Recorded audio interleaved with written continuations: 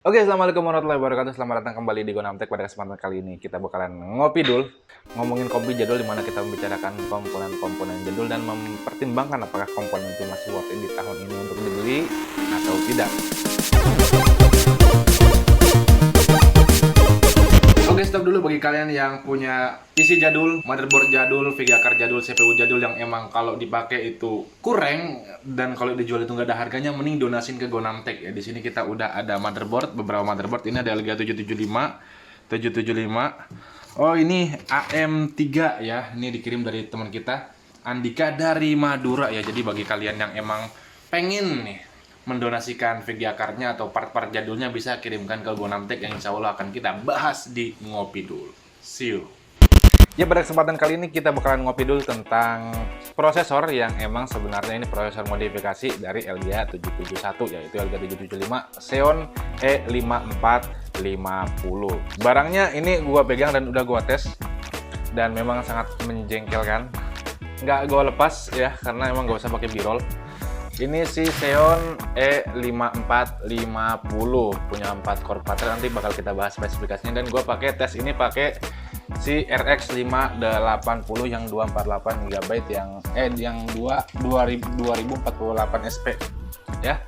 Menjengkelkan ngetesnya karena emang banyak beberapa game yang emang nggak jalan. Cuma langsung aja kita bahas. Yang pertama dari spesifikasi dari Xeon itu sendiri, karena gue lupa capture CPU Z, kita pakai website aja ya. Di sini Xeon E5450 litografi 45 nanometer, 4 core 4 thread ya. Ini pada saat itu 4 core 4 thread itu sangat berpengaruh sekali, sangat kuat sekali, karena memang pada zaman itu harganya juga mahal ya, karena di sini dia bersanding dengan core kuat. Nah, base frekuensinya itu 3 GHz. Ini kencang banget pada saat itu, kencang banget karena emang core kuat itu di generasi yang sama itu jalannya ada yang di 2,66, ada yang 2,1, ada yang 2,8, dan ada yang 3 dan ada yang 3, sekian, dan itu harganya sangat mahal sekali, itu high end ya.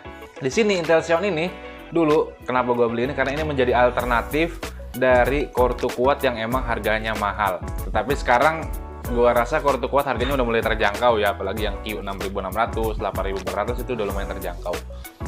Cache-nya ada 12 MB ya, L2, dan TDP-nya ada 80 Watt. Nah, ini adalah pertimbangan yang juga penting karena emang TDP-nya lumayan rendah, 80 Watt, dibandingkan dengan prosesor LGA 775 yang lain, biasanya 90 bahkan 105 Watt. 80 Watt ini masuknya rendah. Dan dirilis pada tahun 2007 dan udah nggak dilanjutin 2010. Nah, ini adalah prosesor, sebenarnya prosesor server ya, udah gue sebutkan sebelumnya, yang mana emang aslinya ini tuh prosesor untuk LGA 771, cuma dimodifikasi untuk LGA 775. Nah, prosesor modifikasi Xeon ini juga nggak cuma si E5450 yang paling banyak, itu yang paling rame X ya, X5450, 5430, 5470, 5460 dan sebagainya, yang emang dipergunakan untuk performa karena itu X ya, dan TDP-nya juga lebih tinggi konsumsi listriknya. Di sini LGA 771, oke. Nah, berbicara tentang harganya ya, Intel Xeon ini berapaan harganya? Ini kita bisa lihat, Intel Xeon E5450 ini memang harganya mahal ya. Gue juga sebenarnya sekarang nggak bisa merekomendasikan prosesor ini, cuma pada saat itu emang harganya lumayan, cuma sekarang mahal. Ada di ini harganya 200.000, 400, waduh. Makanya sebenarnya kalau kalian punya LGA 775, gue akan lebih sarankan ngambil core kuat termurah, yaitu adalah Q6600. Q6600 ini bisa kalian dapatkan di harga Rp50.000 aja, bahkan ada yang 65, bahkan ada yang 40.000 ya, macam-macam harganya. Cuma ambil yang paling murah aja, karena emang ini LGA 775 itu speednya beda-beda dikit itu ya, nggak begitu ngaruh lah ya. Atau kalian bisa ambil Q8200 atau 8400 ya, ini lumayan oke lah ya, harganya cuma beda 15 ribuan dan memang sebenarnya performanya kurang lebih sama. Nah, core kuat ini bakalan kita tes nih ya, jadi emang udah gua tes sebelumnya, dan ini prosesor sungguh membuat gua lus-lus dada ya. Mungkin secara umum LGA 775, karena emang LGA 775 ini udah ketinggalan di instruction apa namanya tuh yang SSE 4.2 dan yang lain-lain itu, sehingga memang banyak sekali game-game modern yang nggak mau jalan ya, nggak mau jalan. Seperti RDR 2 nggak mau jalan, Horizon Zero Dawn, pokoknya banyak. Di Epic Games juga gue punya game yang banyak, dan beberapa game itu emang nggak jalan. Jadi emang kalau untuk game modern itu dia nggak mau jalan ya. Makanya emang ini alasan kenapa gue bilang Elgato 775 itu emang sudah mulai harusnya pensiun. Memang secara performa sebenarnya ya so-so lah ya, masih bisa harusnya sih masih bisa menjalankan itu game, cuma emang karena instructionnya itu nggak ada, apa namanya, SSC 4.2 itu, jadi dia nggak mau jalan. Dan ini juga berlaku nggak cuma Intel Xeon E5450 doang, dan Core 2 kuat semuanya, Core 2 Duo semuanya itu sama ya, karena emang mungkin pada saat itu instructionnya belum ada. Nah di sini kita Cinebench R15 mendapatkan skor CPU-nya itu 307 dan R20 mendapatkan skor 688. Nah, untuk Geekbench dia mendapatkan single score di 428 dan multicore-nya itu 1364. Di Cinebench R23 mendapatkan CPU score itu 457 dan multicore 1720 ya. Hopefully nanti kalau kalian mau bandingkan dengan prosesor kalian itu bisa menjadi tolak ukur ya. Nah, ini di GPU Z. Nah, kalau di sini kita lihat si Core 2 Quad ini sebenarnya performanya ya masih agak oke lah ya, karena ini mepet sama i3 generasi 2 yang 2120 dan masih ada di atas i3 2100. Bahkan ini untuk single core, dan untuk multicore bahkan dia bisa melampaui beberapa prosesor yang ada di atasnya. Seperti ini dia melampaui i3 generasi 4 ya, yang 4160, 4150 dia ada di atas itu. Dan juga kalau di soket yang sama Elgato 775 dia ada di atas Core 2 Quad Q9500 ya, Q9500. Ini posisi kita ada di sini, Core 2 Quad E5450, dan juga ini ada X5450 yang emang ya sama lah cara clocknya. Bahkan melampaui Athlon GE ya, 200 GE secara multicore. Cuma emang sebenarnya ini kan pakai benchmark apa namanya GPU Z yang sebenarnya nggak bisa mewakili semua kesimpulan ya, karena emang nanti ada banyak sekali faktor yang menentukan prosesor itu masih layak atau tidak ya, bukan hanya performa raw seperti ini, apalagi kita cuma pakai tes di di CPU Z. Nah, untuk tes 3D Mark ya, di sini ada 3D Mark Firestrike, kita mendapatkan physics score 4780 yang ini pakai GTX 550 Ti ya, GTX 550 Ti. Nanti gua tes lagi pakai VGA card yang berbeda, yaitu RX 580 yang ini, dan memang performa physics score-nya sama, cuma beda 100 aja. Nah, ini yang gua pakai RX 580 mendapatkan physics score 4674 ya, beda-beda dikit lah sama yang sebelumnya 2700. Untuk Time Spy ya, DX12 mendapatkan CPU score itu 1509. Nah, di sini RDR ya, di RDR itu cuma bisa masuk settingnya aja, saat masuk ke gamenya itu nggak mau jalan. Jadi emang nggak bisa jalan. Kembali lagi yang gue bilang, si SSC 4.2-nya itu nggak mau jalan. Nah, gue juga lupa mention kalau pengetesan gue itu juga RAM-nya hanya 4 GB. Bang, kenapa cuma 4 GB? Karena emang saat gue pasang ya, RAM 8 GB itu nggak mau booting ya, nggak mau tampil di layar, susah tampil di layar. Sehingga kalau dipasang itu RAM yang cuma 2 GB itu lancar-lancar aja. Jadi akhirnya ya gue pusing-pusing sampai cabut colok ya, emang biar berjalan pakai RAM 4 GB itu. Karena gue juga pakai motherboard G41 ya, G41. Ya namanya PC jadul, kadang support dari RAM-nya itu dia untuk apa namanya membaca RAM itu kadang kurang, dan memang nggak seperti motherboard yang baru yang modern zaman dulu, emang kadang lebih sensitif ya di RAM-nya. Jadi kalau salah RAM dikit aja itu bisa nggak booting. Jadi ini RDR 2 nggak tampil ya, nggak jalan. Nah, ini gue tes game ya, gue tes di apa nih namanya, Monster Hunter ya, Monster Hunter dengan preset yang high di 1080p. Sorry, ini bukan gamenya yang patah-patah, ini emang Mac-nya yang sudah gembel. Nah, ini ya, jadi dia bisa menjalankan Monster Hunter World Iceborne di FPS yang 40 sampai 50. Di sini juga GPU GPU usage-nya nggak penuh. Jadi emang ini benar-benar CPU-nya udah kerja secara maksimal, dan emang ini hasilnya ya udah hasil mentok dari si Intel Xeon E5450 ya. Dapat FPS yang sebenarnya playable ya, sebenarnya playable. Nah, tetapi sayangnya game yang agak modern cuma ini doang yang bisa gue jalankan, yang lain banyak yang nggak jalan. Jadinya ya udah, setelah ini kita tes game yang lain. Nah, di sini RDR2 nggak jalan. Ini Valorant ya. Valorant juga gitu. Jadi memang secara FPS-nya harusnya playable di Valorant. Cuma saat emang dimainkan ya, di sini kita pakai 1080 high, itu shutteringnya luar biasa ya. Shutteringnya tuh benar-benar freeze frame, bukan stuttering, dia freeze frame, sehingga kadang kalau kita udah berhadapan dengan musuh itu nge-freeze gitu. Dan ini kan pakai settingan yang high, akhirnya gue coba pakai settingan yang low, patah-patah juga ternyata. Kayaknya emang ini ada masalahnya ya, kembali ke instruksi itu. Si prosesor ini memang sudah masanya gitu, memang harus diistirahatkan untuk bermain game, karena emang yang modern ini sekarang udah demand-nya udah nggak cuma performa, karena emang secara performa harusnya ini sanggup, cuma ini bukan di performa tapi di hal lain.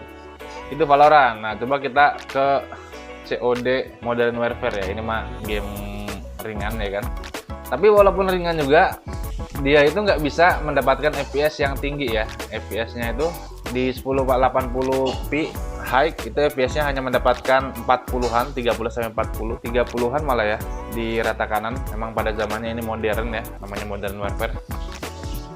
Nah, dan juga dia untuk menjalankan Modern Warfare ini, Modern Warfare 3 yang lama, bukan yang remake ya, itu juga banyak shutteringnya. Ya cuma di awal-awal shutteringnya, cuma udah kesananya emang mulai berkurang shutteringnya, tapi tetap ada shutteringnya. Nah, ini Dead Space. Kalau Dead Space mah aman karena emang ini ringan banget game. Prosesor LGA 775 ya. Jadi sebenarnya ini bisa jadi benchmark buat kalian, jadi tolak ukur karena Xeon E5450 yang notabene-nya ya, ini adalah prosesor yang di LGA 775 sendiri, ini prosesor yang sangat powerful. Itu sekarang emang udah nggak bisa bersaing ya, bahkan dia di atas dari Core 2 Quad, tapi nggak bisa bersaing juga karena emang ini prosesor udah tahun 2007 ya. Si LGA 775 ini emang udah masanya dipensiunkan untuk aplikasi modern seperti bermain game. Tapi kita kan kalau punya PC ya jelas ya, nggak semua orang untuk main game ya kan. Ada beberapa ada beberapa tes atau mungkin kita ngerjain sesuatu menggunakan PC ini. Jadi nggak selalu kita punya PC itu buat main game. Jadi kita bisa ambil ya sisi positif di luar dari bermain game, karena kalau bermain game memang kalau untuk yang modern itu udah nggak bisa ya. Banyak game yang udah nggak jalan. Makanya coba kita ambil sisi lain ya, sisi lain dari prosesor ini ya. Mungkin secara umum LGA 775, tapi secara khusus Core 2 Quad ini ya, dia udah punya 4 core 4 thread, tapi emang ya begitulah umurnya ya kan, teknologinya sekarang udah ketinggalan. Nah, apa yang gue suka dari prosesor ini? Sebenarnya dulu gue beli prosesor ini pada tahun 2018 ya. Yang gue suka karena prosesor ini tuh performanya oke, dan emang harganya juga pada saat itu murah. Cuma emang itu dulu, sekarang nggak ada bagus-bagusnya prosesor ini, buruk banget. Secara overall emang buruk untuk ya mungkin untuk bermain game kali ya.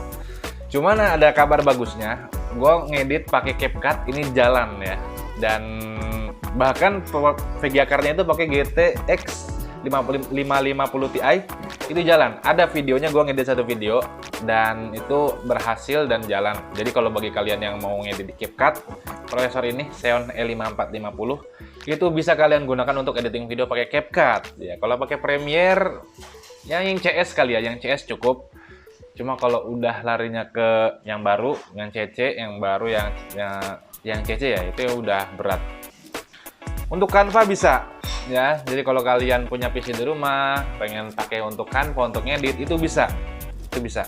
Yang penting RAM-nya paling enggak minimal itu diusahakan ya, itu RAM-nya itu 8 GB. Walaupun gue di sini nggak pakai 8 GB karena PC-nya nggak booting. Cuma kalau kalian bisa pakai 8 GB itu ya itu better ya. Tapi kalau emang nanti nggak bisa, ya pakai 4 GB aja, 2 tambah 2 udah dual channel gitu. Emang agak riskan sih untuk kita mau upgrade. Kadang siapa tahu saat kita beli RAM-nya PC-nya malah nggak booting gitu kan. Emang PC jadul ini ya ngeri-ngeri sedap gitu kalau untuk di-upgrade, terutama yang udah jadul banget ya. Mungkin kalau H61 LGA apa namanya 1155 generasi 2, generasi 3, generasi 4 itu masih oke lah ya. Cuma kalau udah ini itu emang udah harus pensiun kalau untuk main game gitu. Jadi untuk produktivitas masih bisa. Mungkin kalau kalian mau ngetik di rumah nih, kalian nemu PC jadul peninggalan orang tua dan masih pakai Core 2 Duo atau dual core, pengen di-upgrade jadi Core 2 kuat, ya menurut gua ambil aja Core 2 kuat. Tapi jangan banyak berharap ya, jangan banyak berharap dari prosesornya ya, karena emang ya 50.000 sih ya. Yang jelas saat kalian untuk mengerjakan sesuatu itu akan sangat membantu sekali karena quad core-nya itu bagus ya. Yaitu jadi masih bisa dipakai untuk editing video pakai CapCut, atau mungkin kalian mau edit foto pakai Canva bisa, untuk browsing bisa. Nah, cuma untuk browsing ini kadang website itu ngeloadnya itu lama ya, karena emang ini ya prosesor udah lama ya, PC udah lama, ngeloadnya lama. Kadang mungkin untuk akses HTML5 itu dia delay gitu loh, padahal udah pakai kabel LAN untuk listrik ya, untuk coloknya itu pakai kabel colok internet, tapi tetap lelet.